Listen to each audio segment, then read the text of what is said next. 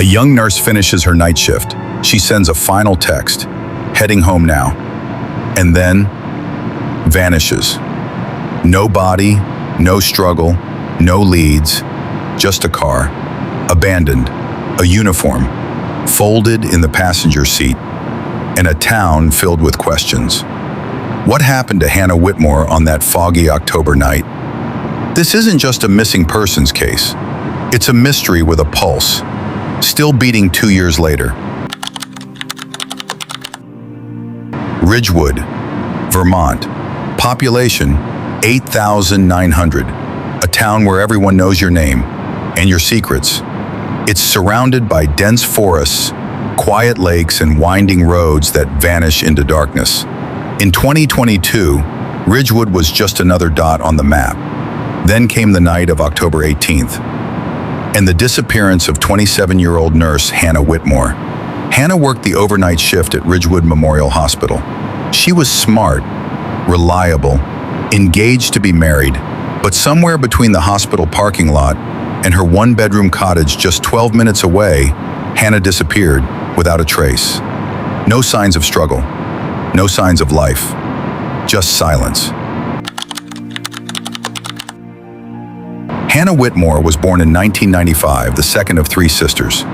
She grew up in Ridgewood, attended local schools, and graduated top of her class. She was known for her compassion, always volunteering, always helping. After earning her nursing degree in Boston, she returned home to care for her aging father, a retired mechanic with Parkinson's. She worked nights in the ER, loved the pace, the pressure, the purpose.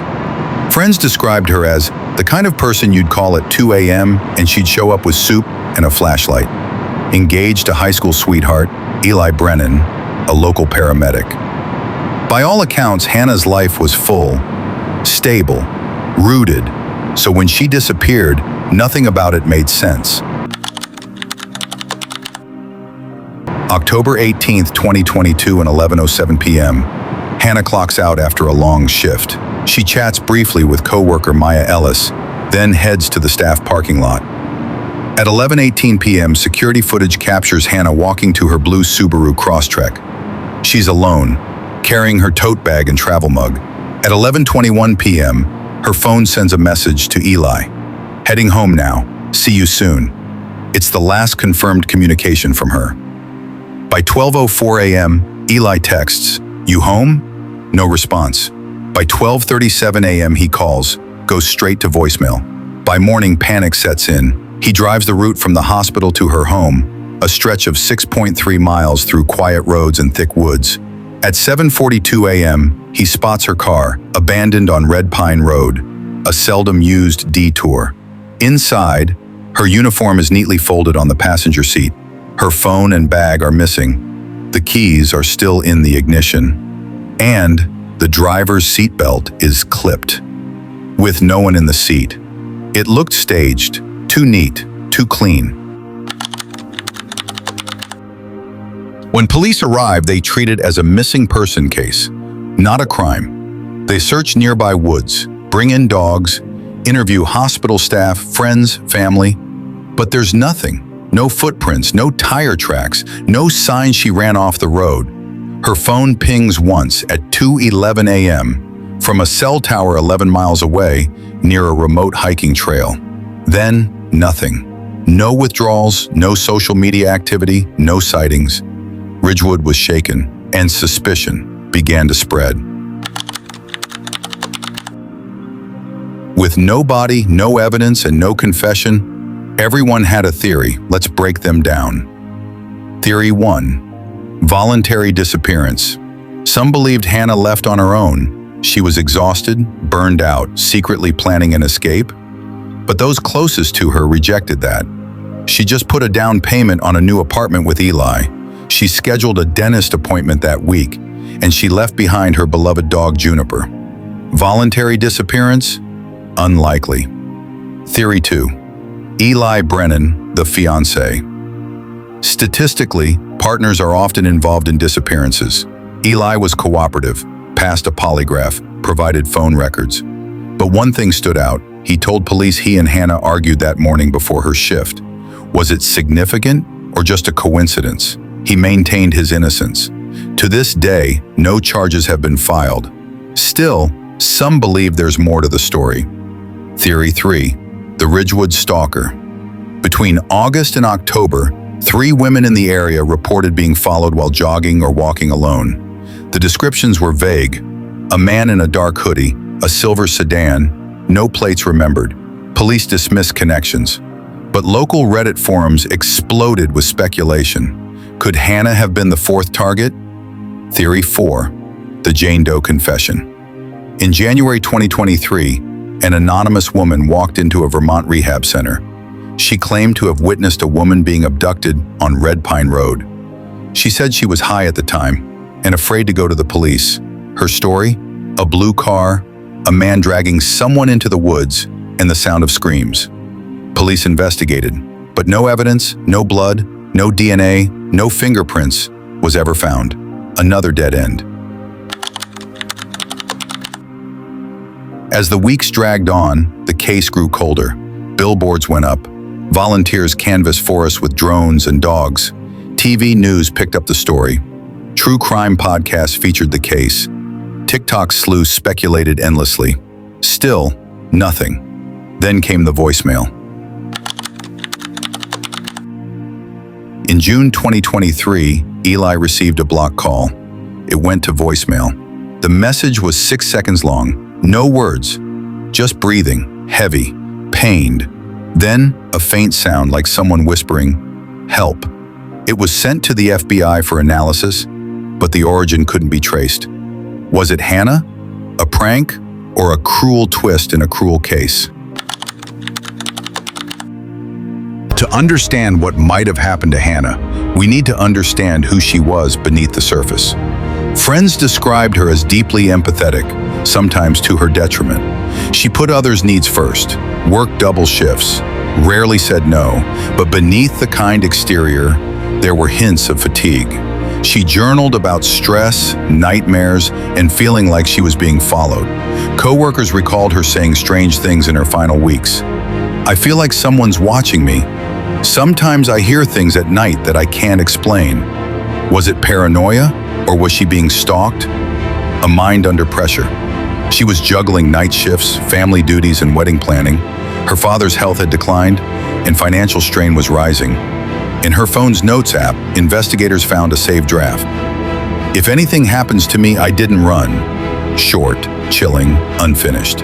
Was this a cry for help, or did Hannah know something the rest of us don't? In small towns like Ridgewood, when there are no answers, rumors fill the void. In the forest, it keeps its secrets. A local legend reawakened. Old-timers in Ridgewood spoke of the Whispering Woods, a stretch of forest near Red Pine Road. Years ago, a missing hiker was found there, dead, with no apparent injuries. Locals say the woods swallow people. No proof, just lore. But Hannah's car was found on the edge of those very woods. Coincidence, or something darker? The man in the workshop. A tip led police to a man living just 2 miles from where Hannah's car was found. He had a criminal record for stalking, worked as a handyman, owned a secluded shed, locked and reinforced. Police searched the property. They found knives, chains, and what appeared to be surveillance photos of multiple women, including one who looked eerily similar to Hannah. He was arrested, but none of the photos were of Hannah, and DNA yielded nothing. He was released, but remained on the public radar. The paramedic who vanished from the story. A co-worker of Eli's, Jared Fay, worked the same night Hannah disappeared. He claimed he never saw her that evening, but traffic cams later showed his truck passing Red Pine Road at 12:09 a.m., minutes after Hannah stopped responding. He said he got lost. He refused a polygraph, lawyered up, moved out of state 6 weeks later. Coincidence? Maybe, but in a case filled with shadows, every movement matters. By late 2023, the case stalled. No body, no arrests, no new leads. The Vermont State Police listed Hannah Whitmore as missing, endangered. But behind the scenes, activity slowed. Her family held candlelight vigils. True crime creators covered her story. Billboards faded. Interest dwindled, and just like that, Hannah became another cold case. Another face on a poster, another name in a file, another mystery without an ending. Then, in February 2024, 4 months after her disappearance, something surfaced. A camper in the Jefferson National Forest discovered a weathered backpack, half buried near a ravine. Inside, a phone, cracked and dead, a keychain with the letter H, and a notebook, soaked and faded. Forensics confirmed it belonged to Hannah Whitmore. But the site was 54 miles from Ridgewood, and she had no known connection to the area. How did her backpack end up there? Had she been driven there? Was it planted? No new leads followed. No further evidence was found. Just more questions. And one chilling truth. Hannah had been moved. As of today, the case of Hannah Whitmore remains open, but unsolved. Police maintain she was likely abducted. The FBI continues to assist, and her family clings to hope. Eli has since moved out of state. Her father passed away in 2023, never knowing what happened to his daughter. Hannah's name occasionally trends on Reddit or Twitter, but there are no suspects, no arrests, and no closure. It's as if she stepped off the face of the earth and into the unknown. There are some who believe Hannah is still alive, that she escaped, or was trafficked, or is being held against her will. The voicemail, the journal note, the backpack. They hint at a trail just out of reach. And until a body is found, hope remains. But so does fear. Because if Hannah didn't vanish willingly, then someone out there knows exactly what happened. And they're still free, watching, waiting, hiding in plain sight. Hannah Whitmore's case is a haunting modern mystery, a story of silence, suspicion, and one woman's vanishing that shattered a town. So we ask you, what do you think happened on October 18th, 2022? Was Hannah stalked, or did someone she trusts betray her? Could someone still be covering it up right now? Leave your theories in the comments. Share this video. Keep her face and story alive.